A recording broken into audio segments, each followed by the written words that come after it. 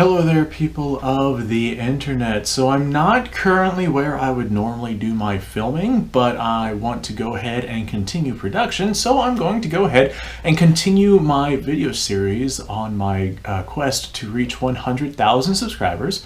So if you would like to help me reach that point, go ahead and subscribe to the channel. Today we're going to be talking about hunting with 4570. I'm doing two different things in this video series. I'm talking about all my guns and the history behind them, and I'm talking about various cartridges that I own and the practical applications for using those cartridges for hunting purposes. And today, 4570 is what we're going to be leaning towards. This right here is a hand load of mine, and this right here is not indicative of what you would normally see with 4570. This is a 225 grain projectile. It's just a range load that I use for representation purposes. It has about the same power as, say, a 44 Magnum or so, but a 44 Magnum is not near as powerful as a 4570 is supposed to be. So let's cover a little bit of history behind the cartridge here, and then we'll get into some ballistics. 4570 is a cartridge that has been around for an incredibly long time. It was actually first developed in 1873 for the trapdoor Springfield rifles to be used for the United States military services.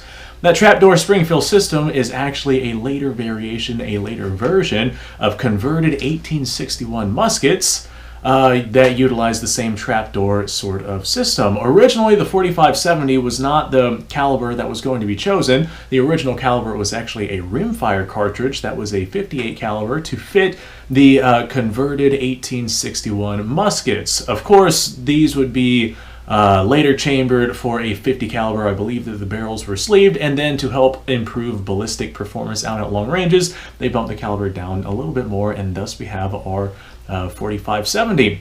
Now, the 4570, originally speaking, is a 405 grain projectile that's going to be traveling at about, I have it written down here, 1,400 feet per second.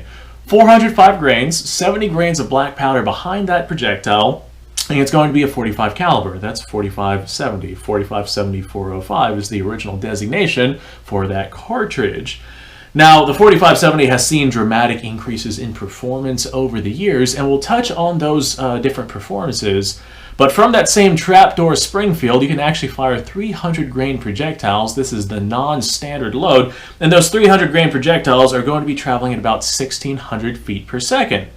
Now, that being said, you have either a 405 grain bullet or a 300 grain bullet. Both of these loadings are going to impart a little bit more or a little bit less than 1,700 feet per second, or not feet per second, foot-pounds of energy onto its target.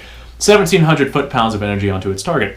Now, that being said, like I said, a little bit more, a little bit less, they average out to about that. It's really not that much of a distinguishable difference. 1,700 foot-pounds of energy onto your target is absolutely a tremendous amount of energy onto said target. This 405 grain projectile, launching at 1,400 feet per second, you're going to have a 23-inch drop at about 200 yards. The 4570 is not necessarily a long-range cartridge, but if you're in an area like I am in, and your farthest shot is probably going to be 100 yards, and the deer don't really get beyond 150 pounds, then a 4570 is not only adequate, it is more than likely overkill, even if you're rocking the old-school, lighter-weight black powder rounds. So a 23-inch drop at 200 yards, and you're going to have roughly 1,000 foot-pounds of energy onto your target.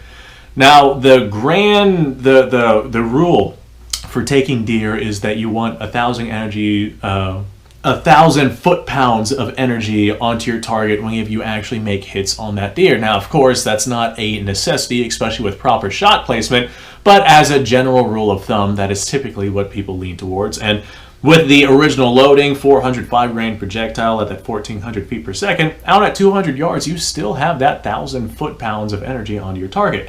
Now you bump that out to 300 yards, and you are going to see a little bit more of a drop. You're going to see 75 inches of drop at that 300 yards, and you're only going to have about 900 foot-pounds of energy on target. I say only, that is still a tremendous amount of energy being transferred onto the target, but these distances make it significantly more difficult to hit your target because of the drop of that 405 grain bullet. Now, if we start going into more modern loadings, do not fire modern loadings out of your old school trapdoor Springfield systems. It will blow up your rifle. But of course, with modern technology, modern cartridges, modern powder, 4570 has become a significantly more powerful cartridge than it used to be. Me, myself, with my needs and whatnot, I would definitely not lean beyond that original loading pressures and specification, simply because if I go beyond that, my 150-pound deer will be completely turned into vapor, especially since I'll only be tapping it at 100 yards. So for my 4570 loadings, I actually tend to undercharge mine ever so slightly. Alright, so if we have ourselves a modern projectile, those tend to lean more towards the 300 grain bullets.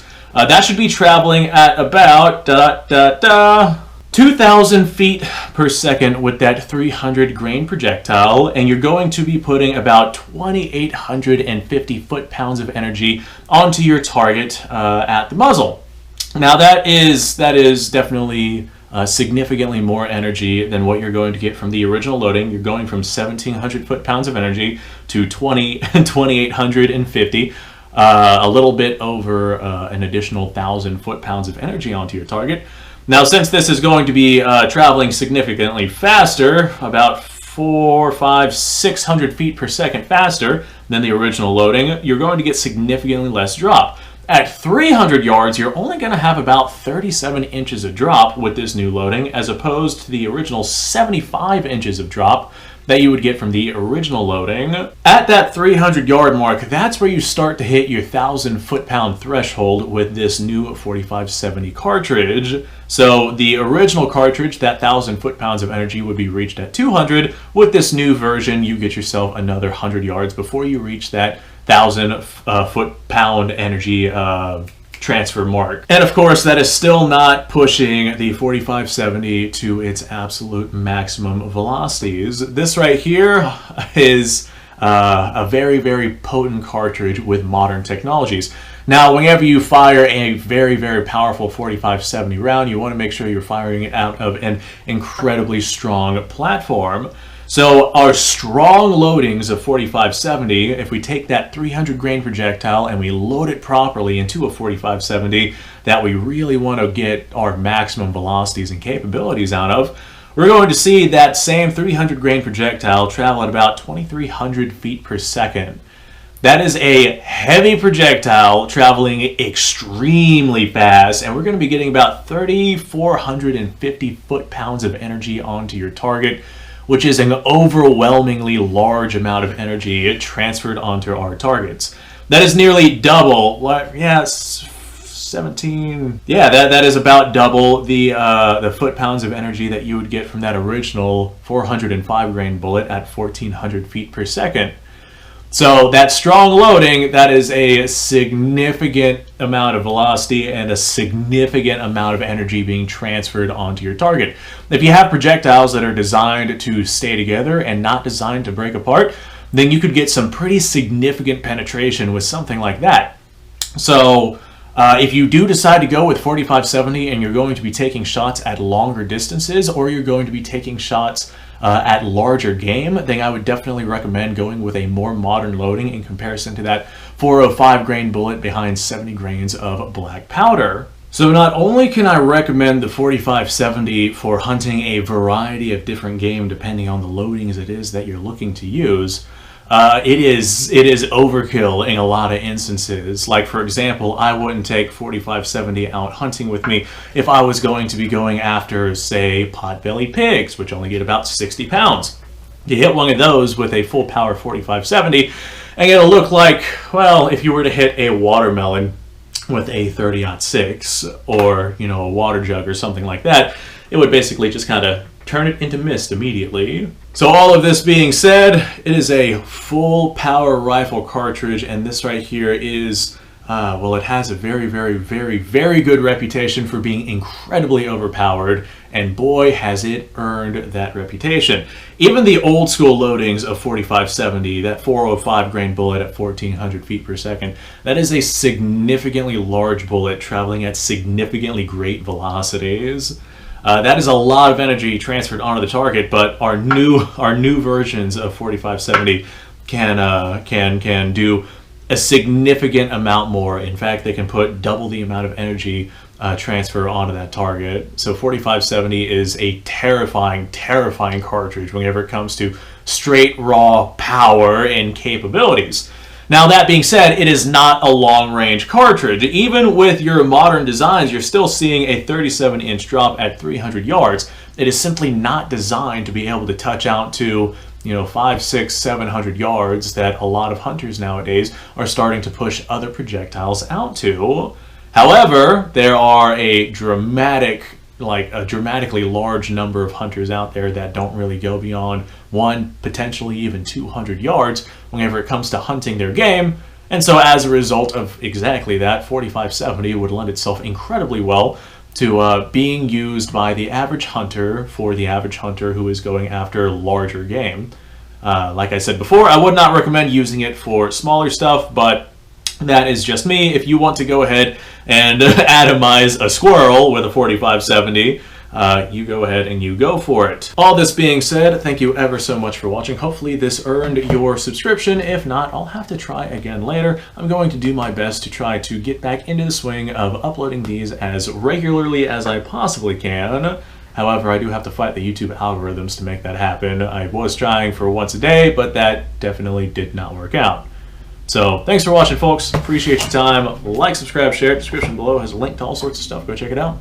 You guys go off, have yourself a fantastic day. I will see you guys on the next episode.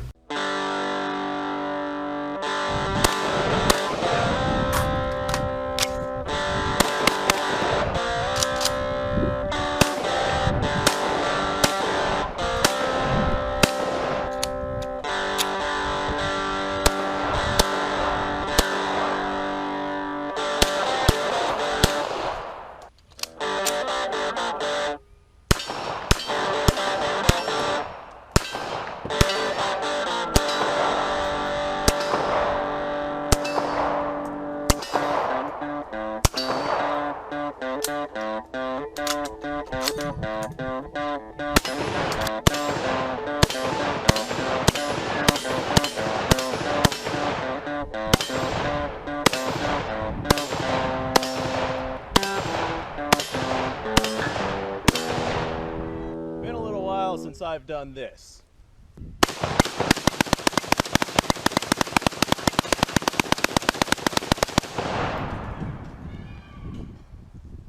Bonnie and Clyde be damned.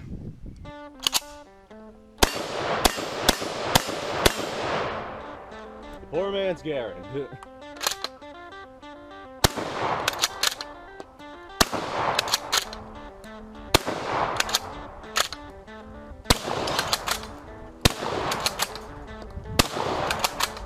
Shame that bolt-action shotguns aren't more mainstream.